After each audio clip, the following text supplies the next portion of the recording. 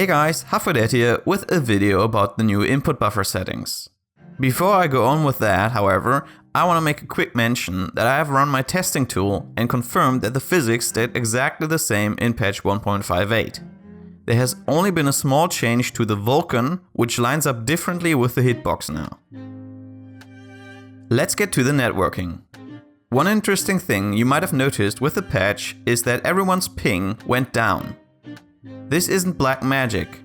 I asked Psyonix Cone about it and he confirmed to me that they just changed what is included in the ping measurement. Now it only shows the time that it takes for your data to travel to the server and back, excluding other things that introduce latency. This was done because most games do their measurements that way, and there were complaints about ping being higher in Rocket League. Judging by what I saw on Twitter, many players were already convinced that it made their connection better.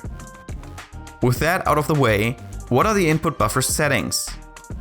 When you play RL online, the game will send your inputs to the server, which will then calculate the game state based on the actions, then send the result back to you, so you can confirm that you have the correct information of the online game. Because internet connections are never 100% stable, the game can't assume that every input arrives at the correct time.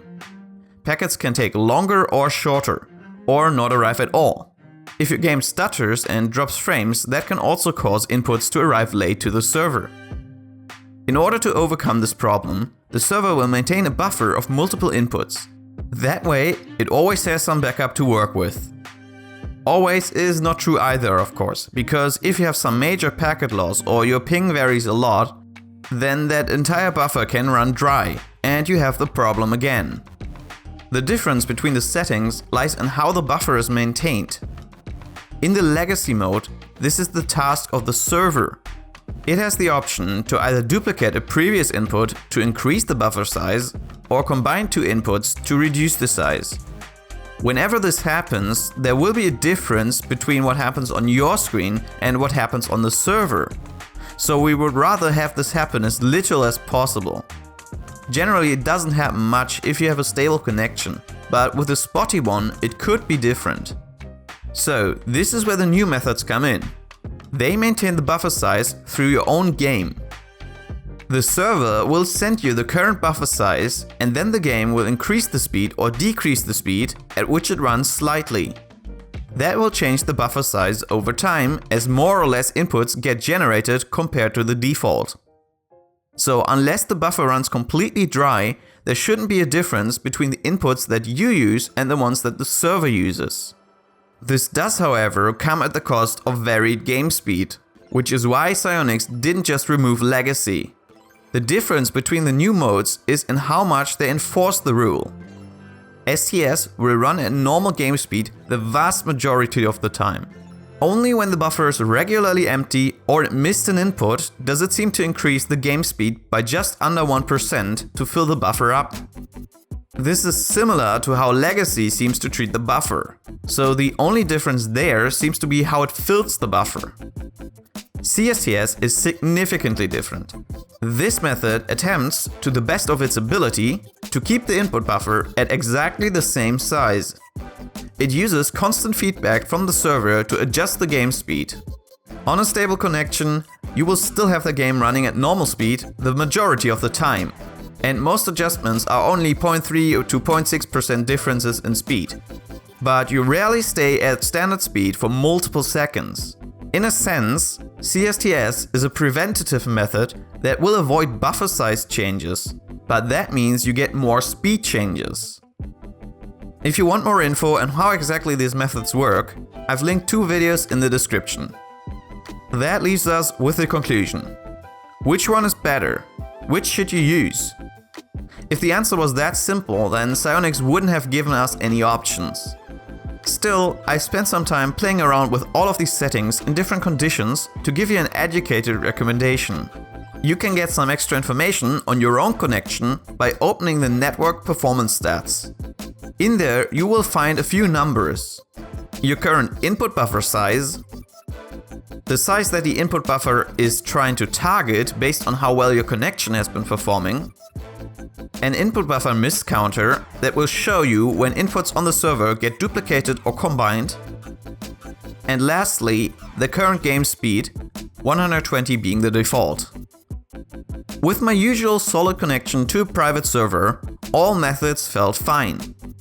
Legacy and STS have a target buffer size of 7. CSTS targeted a buffer size of 4. Regardless of that, the buffer with a Legacy and STS was always significantly below the target, so there didn't really seem to be a noticeable difference in the real average buffer size. I played a 5-minute solo private match with each method and I only had a single input buffer miss during the entire run, which was likely just random. But what happens with a bad connection?